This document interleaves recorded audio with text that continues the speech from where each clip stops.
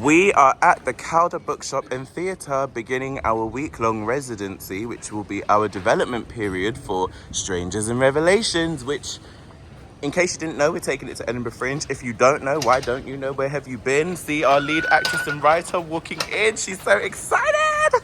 And this is where we meet our actor who's playing Malcolm today in person. Malcolm. If you think back to the video where we were doing our critical path, we manifested Malcolm, and guess what? He's coming today, people. So look at this model, let's go. Look at her. Has to be done. I'm always telling her she needs to go for Miss Universe, and now we're committing that to YouTube. Miss Universe, if you see this, just see this is one of your title holders coming. Amen. Her fiance thinks the same. Here we go. Here we go. Hey, this is Malcolm. Do you see? Mishek, nice to meet you. Good morning. This is where we're going to be all week. We're shaking hands in case you can't see. This is our stage. This is where we're going to literally be rehearsing in here. This is where the reading is going to be. And yeah, let's get to work. Of course. The fire.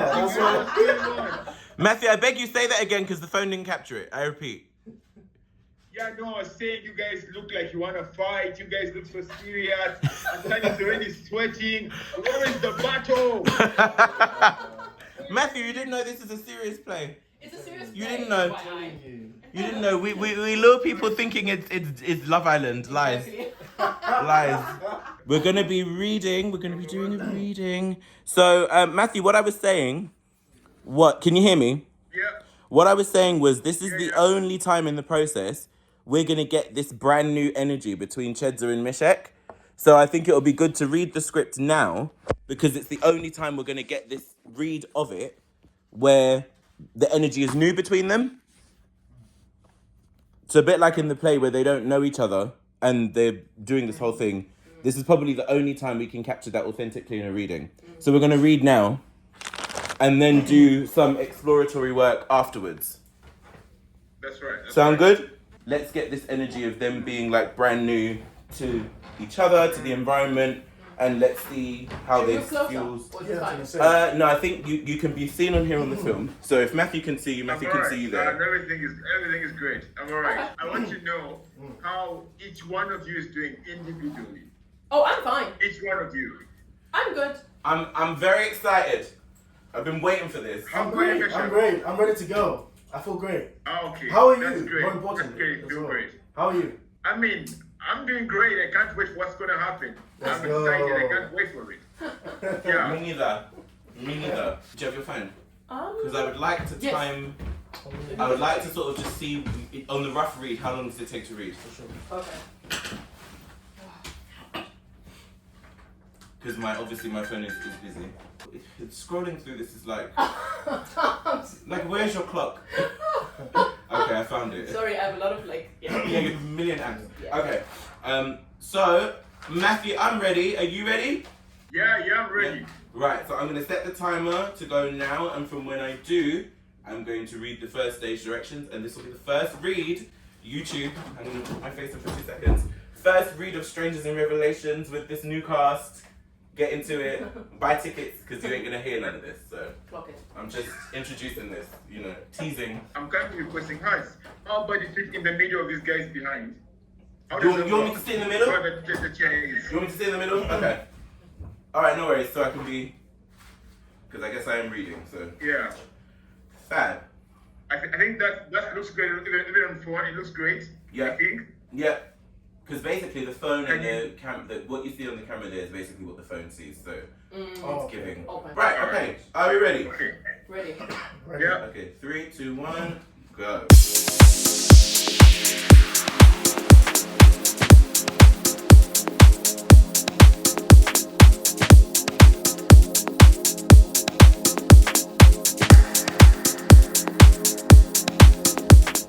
Just shy of 48 minutes. So, based on and to be honest with you, there were bits that probably could have been zippier. Matthew, what did you think? What did you think? I mean, for a first read, I was very like, whoa. I stopped reading stage directions after a while. Yeah, I was just like, wait. All of a sudden, I was just like, right, what is going on here? What just What just happened? What just happened? What just happened? Now I know how you felt when we did it because I didn't know. Honestly, Oh my that God. this Hassan, did is you feel like gold, you're in guys. Zimbabwe already? Huh? Did you feel like you're in Zimbabwe at some What? point? I didn't know where I was. I didn't know where I was. I said, wait, what is that? And that's what's so great because there's just a part of the play where suddenly everything just loses context. You don't know where you are, you don't know what you're doing. Yeah. That sense of displacement I want the audience to feel, which is why it's so important that in the beginning I feel there's this sort of London-centric, you're both in London. Yeah. It just grounds it in some sort of location. Yeah. Then once you're starting to get to know each other, you see these vivid images of the Zambezi. Yeah. And then all of a sudden it's like, no, where are they? Yeah. Because all of a sudden they're in heaven, they're in hell, Yeah. they're in Yeah. purgatory, they're in Yeah. they're in the before, and there's so Yeah. many interesting things I was writing down because there's a lot that I don't even know if you did deliberately, Chiedza, but there's certain things we can really pull out of this in terms of overlap from the way their traumas overlap. Well done. Thank you so much. I have notes for you. You're gonna send the notes, okay. Yeah. I'll craft them and then I'll send them to you guys. Mhm. But well done. Well done to the playwright, well done to the characters, well done to Hassan for holding everything together. Honestly, well done, guys. that we're never gonna have that again. So I'm really trying to. Hassan, you should start learning some Shona. Shamwari means my friend. Shamwari. Shamwari. Yeah. I feel like I've heard you've never called me Shamwari. Or they say Shah, isn't it? Sha. Debbie Yeah, Sha. they say But that's Sha. also great as well because Yeah. obviously you guys are very familiar with the language, Yeah, you're familiar with the terms. So Yeah. With the nuances. Yeah. we have to obviously pitch it. We have to find ways to educate, Yeah. but also at the same way we've got. But there are times where we just have to be intentional about saying it clearly. Yeah. There are other times where, but I think that just comes with them getting to know each other. So the way they're getting to know each other is the way the audience is getting to know them and the culture. And then obviously once it's in sort of embedded, there's that. Because look, how many plays do you see? You don't know everything, but it's more about the dynamic. My sister always says when we go to watch Shakespeare, I'm terrible. I'm always like, what the fuck is going on? And she's literally in it, and she's like, and I'm like, how do you know? And she's like, boy, just stop listening and watch. Yeah, And it's just that type of thing. Yeah. You're not gonna know every reference. You're not gonna know everything. But the dynamic between you two will speak for itself. You're going for the next exercise. Yeah. So I've got the I'll be touching base with everything. Okay. And Hassan, you let me know how things go. Yeah, absolutely. I'll be waiting on the other side. But well done once again. Thank you, Matthew. Thanks, Matthew. Thanks, Do you guys have Matthew. any questions for me, or you're also releasing me? If you're ready, let me. Okay, I don't think I have any questions. Do you guys have any questions? Once we get your notes, we can talk. Maybe if there's things in the notes, like tomorrow, maybe we can talk about certain things that maybe that's came great. up No, that that's you might great. want to That's verbalize great. more or That's great. something. Yeah.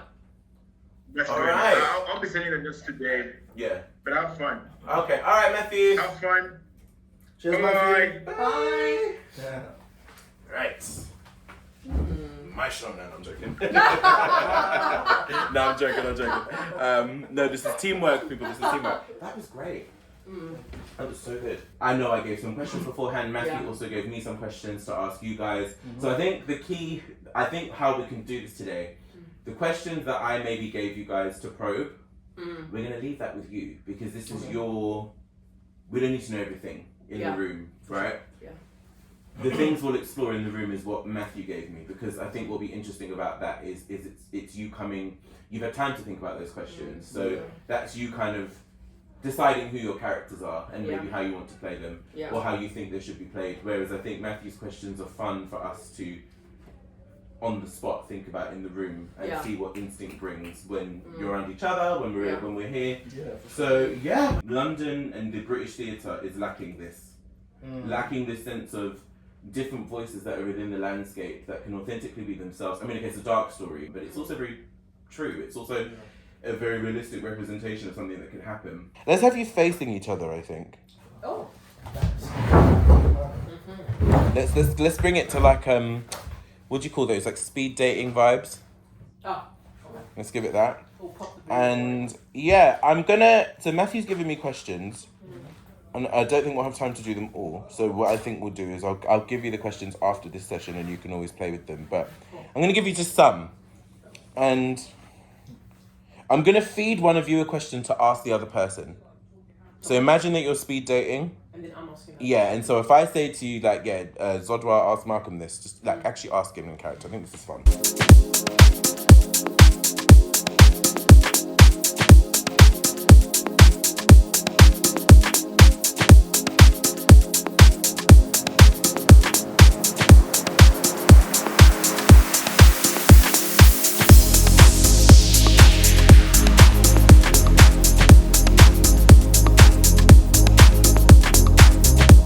both reading the stage directions amongst yourselves rather than having someone else on stage doing it.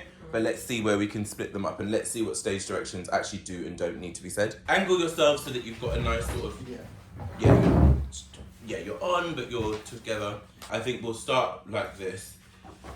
Who says the first line? Is it Zodwa? So Malcolm, just have a go at reading the first block of stage directions, scene 1, and just kind of take it from there. As and when we're doing this, like, let's see if we can find where it's natural for someone to say the stage direction. Like, I can already see, Chiedza, you should read the stage direction that says Malcolm signals for Zodwa to come in. Okay. But we just sort of have to find it organically. I'm going to get a pen as well. And if I think certain stage directions don't need to be said, I'll just tell you to cross it out, but metaphorically speaking. Hold up, and the performance, you want it to be, you want the stage direction to actually be said? Well, we'll figure out which ones should be. Done. We'll figure out what should be. I think rather than blocking moves, we'll more than likely read the most pivotal stage directions, because it's going to be script in hand, so I just think it already kind of lends itself to that.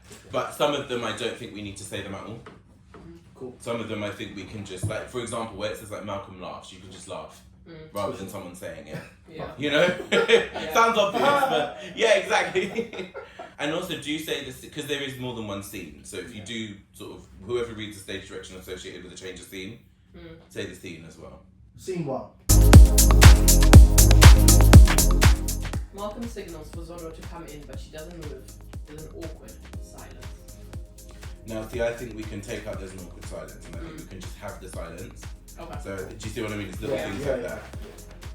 So that one just happens. Because I think Malcolm signals for Zodwa to come in, but she doesn't move. Yeah. That's Stillness. awkward. Yeah. And really feel the awkwardness. I want you to count to 10 in your head. Because the script's in front of you, no one's going to think you've got on a line.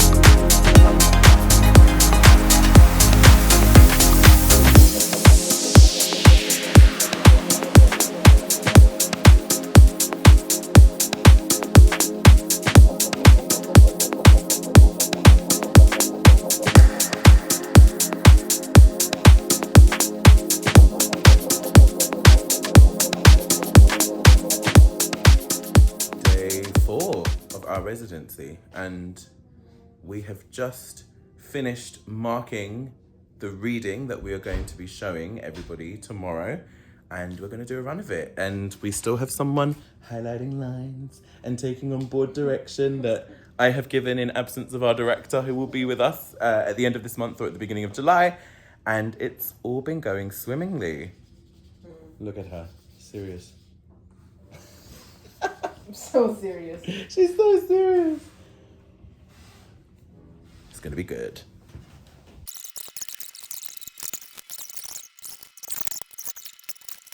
The unveiling, yes. This is just behind the scenes. This is day 5, guys. We're here already. How are you feeling? Good. I feel good. How's the week been? Very reflective, very thought-provoking, actually. Absolutely. Eye-opening. Insightful. Yeah. Very insightful. Very insightful. A lot of things to unpack and discover. Yeah. And I'm just looking forward to continuing on that journey. Yeah. Me too. Bring it on. So we have like an hour and a bit before people come. Yeah. So we're gonna go for one more read. Just a very soft, subtle, just get it in your bodies. So yeah, you'll see us later. So just a little preamble. Hi guys. My name's Hassan and I'm one half of Unshaded Arts, which is a London-based theatre company that the work we do basically tries to shine a light on universal stories driven by marginalised voices.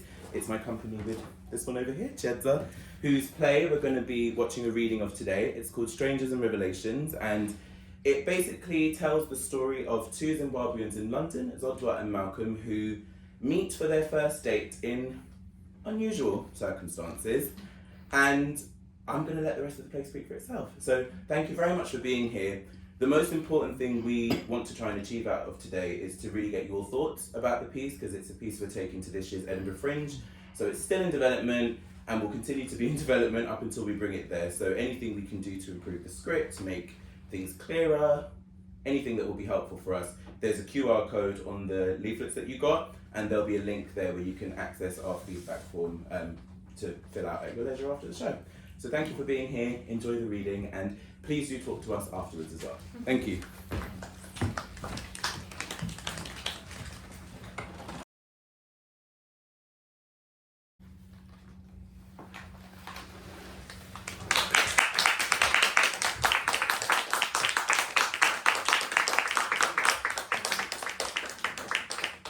Thank you guys. We already planned this portion of today, so I don't know if you have any questions you want to ask us, but let's take it to a more informal place. We'll be around in the building, we'd love to talk to you, and if anyone would like to get their thoughts on camera as well, that would be really helpful for us to just get some audience feedback that we can use as evidence, and we might even put it on YouTube if you're happy with that. So yeah, just talk to us. But thank you so much for coming. Thank you. Amazing. Well done, guys. Well done. Thank you, guys. Some people left. I didn't film everybody, but yeah. Thank you. Thank you. I think it really works without any props because it made me focus on what you guys were saying. Okay. And I was really like, I was zoned in. You know, I was like, what's going to happen next? So, and you guys were describing in the action. The action, yeah. Yeah, what you know, what you guys were holding, the wine. So it really, you know, painted a vivid picture. Okay. It was really good. Yeah, I like that. Yeah. That's really interesting to hear, actually, because that gives me thoughts. Yeah. Yeah. I did have a suggestion. You should really think about making this a radio play. I think it would be amazing. Like, as I was watching it, that's what I was thinking about. And we need more radio plays because it's not there at all. It's not the same as a podcast, and it's not the same as watching something. It's just listening to strangers just going about doing their thing. You guys have great voices, and you can carry forward a lot of emotion through that. So it would really work. Okay. Or like an audible drama. Yeah. That would be really good. That's really good advice, actually, because we first performed this at the Kenya International Theatre Festival last year. And in Africa generally, they does tend to be quite, they like radio plays. So there was like a significant portion of that festival that actually had like lots of radio plays. So that's really good advice, actually, because we do want to bring this play, we want to bring it back to Africa as well. So that also, the multiple format of it, I think could really, really work. Don't you think? About that, actually. No, I hadn't thought about it, but the fact that it's being said. Yeah, you really should. Yeah. Okay. Buy into like, more like, I don't know, toxic masculine and little bit into like full blown. It's like it creeps in, but you don't realize it. It's like you're making excuses in your head, like, oh well, this is traumatic, or this is, you know, and then suddenly it's like you realize, and it's very real, you know, the way that it was written, because it does blow up, like abuse and all of that stuff. I thought it was so good. Oh, amazing. That really means a lot to me. That's really. How do you feel? Writer, performer, the one who insists she's not writing, oh, I don't want to perform in it, I'm not playing Zodwa, we're not going to Edinburgh. How do you feel? Please tell me. With all these compliments, you feel encouraged? Do you feel ready? I mean, we're not, like, you know, we've got work to do, but... No, I feel ready to tackle, like to work, to dig deep. Yeah. Dig deeper, I mean, 4 days is, we only started working with Mishek on Monday. So I think when we have like 3 weeks, 4 weeks, I think it'll be solid. Yeah, 100%. We can get it. Yeah. The layers are there, and I think the great thing is people are seeing the layers, Exactly. which is what's amazing. Yeah. I want to ask you a challenging question. Only from my experience from being in the alcohol industry, branding and stuff like that, right? Yeah. Is this play for everyone or a particular audience? Oh, the $1 million question. I think it's for whoever. I think it's for everyone, to be honest. I think there's always something someone can get from a piece of writing, I always feel. You know what I mean? I hadn't even thought about the whole alcohol thing, actually. But like, I feel like it can literally be So for sorry. anyone. Let me maybe explain further. So Yeah. Diageo, they used to work for alcohol industry. Yeah. And they always thought about, okay, do we want to keep this a very niche brand and just make it very specific for a specific audience, or do we want to essentially make sure it applies to everyone and caters to everyone and addresses different perspectives, different audience? Yeah. I mean, that's a good question. I feel It's like a hard one. I guess when you're writing. I mean, I feel like it's a broad question in the sense of like, because sometimes when you're writing, there's a bit of yourself that's in there, Yeah. right? But then you also then have to consider the audience and whether that, one of the questions we asked on the QR code is how relevant is this play for now, you know? Which I think like, because we're a company that champions new work and also things that are, they don't have to be current, but things that are relatable universally, you know, that's kind of the lens at which we sort of write and like write from, if you know what I mean. But also I feel like if the shoe fits, you know. But like I feel like we do write with that in mind, of like, because I don't think as a writer, it's good to like let your emotions and everything out on paper, but essentially it's not about you sort of, well, personally for me, carbon copying sort of, oh, this is my life, let me put it on a piece of paper, if that makes sense. It's more for like, actually, okay, how can I use my experiences in my life as a way to channel a story, or to channel something that I feel like could be a way in which we can start to talk and discuss things. Like, for example, like men and women, those gender dynamics, and spirituality as well, and the complexities of that. Who's right, who's wrong, and what. Let's actually see what that might look like when two characters who believe something different can be in a space and sort of challenge that, but also have the, can I call it a barrier? But I don't know if it's a barrier, but like also dig each other and like each other.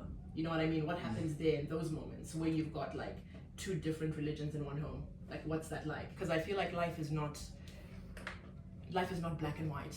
Yeah. As they both say, like, to quote the play, it's literally not black and white, and it's like, how do we exist in a world that doesn't feel black and white, and how do we exist without hating each other? Also, and it's funny because I think when you're writing, because obviously Chiedza and I are producers, we're writers, but we're artists first. The question of who does this relate to, that doesn't really come in the writing process from experience. Yeah. You're not really thinking when you write a play. I don't think you can write from that place. Like, oh, you know, I'm going to write a story for, you know, this type of audience. Because to be honest with you, the best work eventually will have a wide span audience, eventually. But it's the producer's hat that comes on that says, well, actually, we have to sell this play now. So who, in the initial instance, are you going to get into the room to advocate it? People like yourselves who may go away and talk about it and tell other people, because word of mouth is the best way to sell something. All the methods, the TikToks, the Instagram, what makes that work is people are talking about the viral things. So I think figuring out who the audience is, it's still a bit of a work in progress, but I think if we're thinking about it from the lens of Edinburgh, what's interesting is the marketing material for the show is quite on the nose, because what we have to think about is, okay, Edinburgh audiences are not going to be predominantly made up of Southern African audiences. In a general, broad sense, say is, this play, you're marketing it to Southern African people. But what happens when you live in an environment where there's not enough of them to fill an auditorium, or even if there is, getting them all in the same place and selling out night after night? You have to think, well, what's the other way you can draw other people in? And the literal image of her, if you look on the website, it's stunning. But like the literal interpretation is Malcolm is the snake in her hand. And even though it's not a traditionally accurate image, I've showed people that image and they literally are like, oh wow, that play looks really supernatural, which it is. And so anybody who's interested in supernatural work might look at that and think, oh, I like that. It looks as though it's going to be, like one of the terms we gave our photographer designer was dark romance. So anybody who's into like dark romance, anybody who's into, you really want to kind of lure in the audience who wants like a rom-com. And then you're like, actually, that is not what you're getting. Even the way we've kind of sold it a little bit. We obviously don't give too much away in the blurb, but you want to give away enough so that, you know, anybody who's interested in maybe plays about gender roles, well, that's in the description. Yeah. So you might get, I don't know, feminists who think, I want to see this because I want to see what they're saying about male and female dynamics. Yeah. We talk about mythology in the blurb. So anybody who's really into spirituality, anybody who likes work that deals with that. And it's hard to say who they are, but you might think, okay, an audience who likes supernatural work. It could be as easy as saying that. We've had sort of preview features already, like people that, because this show is going to Edinburgh, we've had like one or two publications be like, oh, one of the top 5 shows to watch at the venue that we're going to be in. And the things that they hone in on is, oh, this is about mythology, this is about trauma. But the big thing is, oh, it's about Zimbabwean. And they've even called us an international company, which is like, yeah, we are. So even though we're London-based, we'll go for it. Yeah. We're international, we're worldwide, manifest for us. But that as well, anybody who's interested in international work, because there are people interested in international work. Yeah. You're looking for the keywords. It's like what the algorithm on the internet wants. The keywords. Yeah, it's kind of like what a friend of ours said, who's also in the industry, was like, why aren't you, like, when you do take it to Africa, you should definitely, you know, focus on the yummy. And Yes. for me personally, it's not like when I was writing, I was like, yeah, I'm gonna put this because I wanna. But like, I'm like, oh, then when I put my producer hat on, I'm like, that's clever. That's actually smart. Tourism. Yeah. So look for the Minister of Tourism and let them know, look, I'm promoting Monsieur Tunya, I'm promoting. But it's not like when I was writing, I was like, oh, you know, I want to do this. It was more the intrigue of like African myths. I feel like we learn about, you know, the Greek tragedies and stuff. I'm like, why can't we just learn about African mythology? Like, because that in itself is like, there's so much in that, you know? What you want to see is the humans. You want to see the Zodwas. You want to see the Malcolms. You want to see the, oh, I think there's going to be Love Island. You know how we're treated on Love Island. You want to kind of turn that on its head a little bit and use that as an entryway. Because I think that's why Chiedza said our company thing is universal stories. It's like, actually, every culture has an aspect of this in them. Every culture has clashes of traditions, clashes of mythology. It's all over, but seeing it from this lens doesn't suddenly make it, oh, this is only for them. If it's done well, it can have that widespread appeal. So the long-winded answer is, Diana, it's for everybody, but everybody has to get there. It's a staircasing process. But you know, when it goes to the West End, they start in Edinburgh, guys.